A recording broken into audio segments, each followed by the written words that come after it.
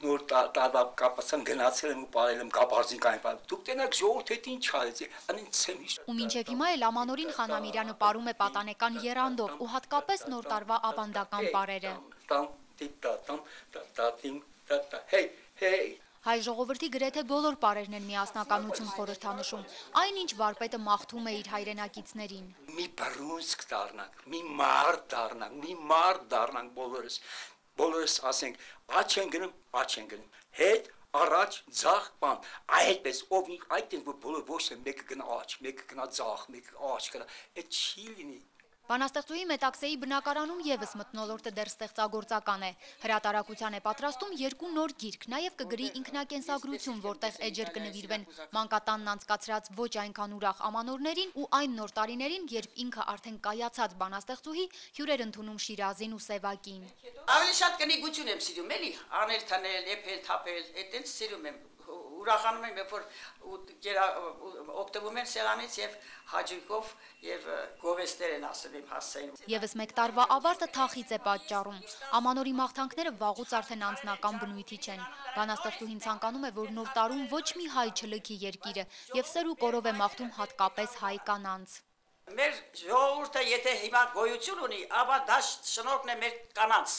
Մեր տղամարդիկ պետք է շատ սիրեն մեր կանանց։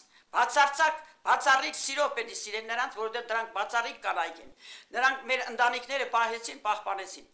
Ամանորին նվիրված իր բանաստեղծությամբ Մետաքսեն արդեն տասնյակ տարիներ լավատեսությամբ է համակում ընթերցողին։ Թե աշխարհում փակ դռներ կան, թող որ բացվեն այս գիշեր։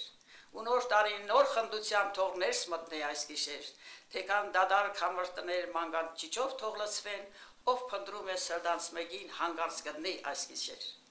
Տանտոնածառը զարդարելուն իր բաժին մասնակցություն ունի Ռուբեն Մաթևոսյանը։ Նշանավոր երգչի համար Ճագարի տարին առանձնահատուկ շուքով է անցնելու։ 2011-ին նրա 70-ամյակն է, որը համընկնում է բեմական գործունեության 50-ամյակի հետ։ Ու ամենավառ տպավորված ամանորն էլ 1962-ինն է, երբ առաջին անգամ նոր տարին դիմավորեց հեռուստատեսության ուղիղ եթերում բազմաթիվ նշանավոր արվեստագետների հետ։ Այսպես ուրեմն արգելակերտած շլագբաում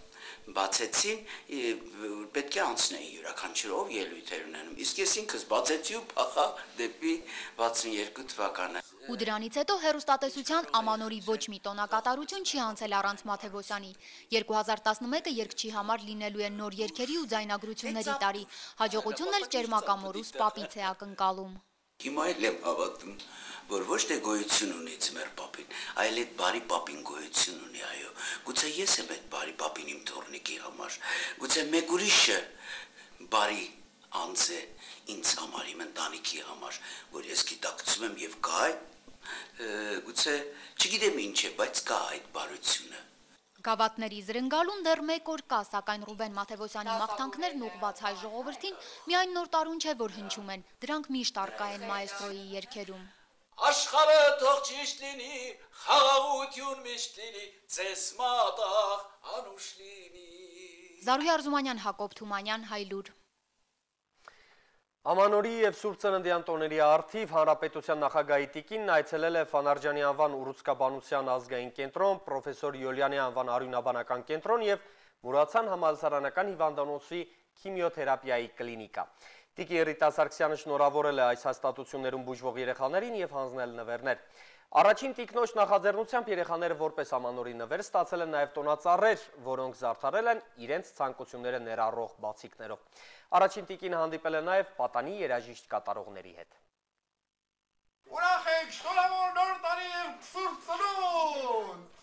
Ամանորյա շնորհավորանքներ, բարեմաղթանքներ ու նվերներ եւ այս ամենը հանրապետության առաջին տիկնոջ կողմից։ Տիկին Ռիտա Սարգսյանը մենակ չէր այցելել օնկոլոգիական հիվանդություններով տառապող եւ տարբեր բուժհաստատություններում բուժվող երեխաներին շնորհավորելու։ Նրա հետ էին նաեւ Ամանորի գլխավոր հերոսներ Ձմեր Պապն ու Ձյունանուշը եւ երեխաներին զվարճացնող Աճպարարն ու հեքիաթների հերոսները։ Հեքիաթային աշխարհների վերածված Ֆանարջյանի, Յոլյանի, ինչպես նաեւ Մուրացան կենտրոններ տարած Ամանորյա նվերների ցանկը կազմելիս տիկին Ռիտա Սարգսյանը չի չի մոռացել նաև այս օրերին երեխաների համար ամենասպասված նվերը՝ տոնածառը։ Ամանորի խորհրդանիշը գույնզգույն, բայց ավանդական խաղալիքներով զարդարելուց բացի երեխաները Եղևնին գեղեցկացրել են նաև ոչ ավանդական զարդարանքներով, ամանորյա ցանկությունների, գուցե նաև հրաշքների սպասումով գրված բացիկներով։ Առաջին տիկինը երեխաներին խոստացել է առայժմ բացիկներում ապրող նրանց ցանկություններն իրական կյանքի մի մասնիկը դարձնել։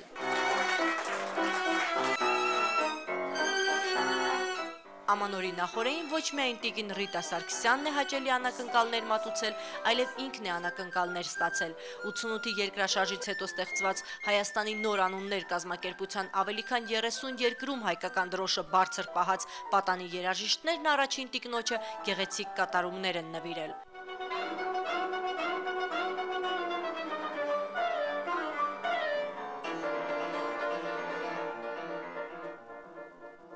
Կազմակերպության պատվավոր նախագահ դառնալու առաջարկությունն էլ տիկին Ռիտա Սարգսյանը սիրով է ընդունել։ Հաջորդ օջախը, ուր ամանորյա բարեմաղթանքներով ու նվերներով այցելել է Ռիտա Սարգսյանը, մեր տունը սոցիալական հասարակական կազմակերպությունն է։ Եվ աղավնիներով Աստծո հրեշտակները դիմավորում են մեր տիկին Ռիտա Սարգսյանին։ Մեր տունը կազմակերպության սաները հիմնականում մանկատան չափահաս դարձած սաներն են։ Տիկին Ռիտան նույնիսկ պարել ու երգել է նրանց հետ, ապա խոստացել սոցիալական, առողջապահական եւ մշակութային ոլորտներն իր մշտական ուշադրության կենտրոնում պահել։